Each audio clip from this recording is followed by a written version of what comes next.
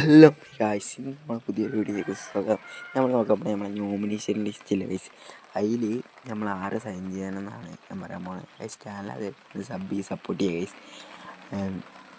ഇതിലില്ലേ ഞാൻ പറഞ്ഞുതരാം ഗൈസ്. ഇതിൽ 6 പ്ലേസ് ഒന്നുണ്ടാവും, 11 ദിവസം കൂടി ഉണ്ട് ഗൈസ്. ഞാൻ പേഴ്സണലി സൈൻ ചെയ്ത് മോഡ്രിച്ചിനെ കേട്ടോ.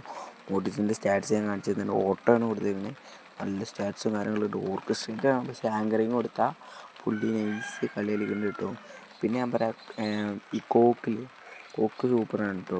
ബോക്സ് ടു ബോക്സ് കാർഡാണ്, സൂപ്പർ കാർഡാണ് കേട്ടോ. ഒരു box to box card DMF ഇല്ലെങ്കിൽ നമുക്ക് എടുക്കാൻ പറ്റിയൊരു കാർഡാണ്.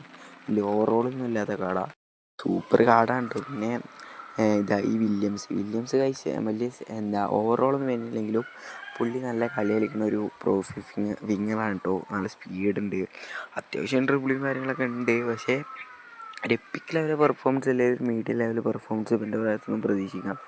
പിന്നെ ഈ RB ഡിഫെൻസീവാണ് കേട്ടോ. ഓന് നല്ല കാർഡാണ്. ഞാനിതിൻ്റെ സ്റ്റാറ്റ്സൊക്കെ എടുത്ത് നോക്കി ഗൈസ്, ഇവന് നല്ല കാർഡാണ്.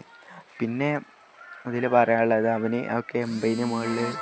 പിന്നല്ല ഗൈസ്, ഇങ്ങനത്തെ ഇപ്രാവശ്യം കൊനാമി എന്ന നോമിനേറ്റിംഗ് ഒക്കെ ഓവറോൾ കുറവുള്ള കാർഡാണ്. പക്ഷേ ഈ വാടി സൂപ്പറാണ് ഗൈസ്. 90 അബോവ് സ്പീഡ് ആക്സിലറേഷൻ പോകുന്നുണ്ട്.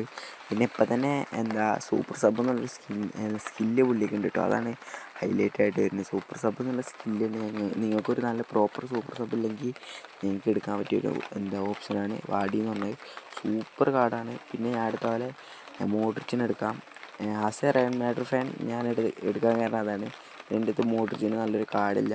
ഡബിൾ ടച്ച് വരുന്നുണ്ട്, rising shot, long range shot, one touch pass ഒക്കെ വരുന്നുണ്ട്. നല്ല കാർഡാണ് കേട്ടോ. ഞാൻ നേരത്തെ സ്റ്റാറ്റ്സ് കാണിച്ചു തന്നിട്ടുണ്ട്.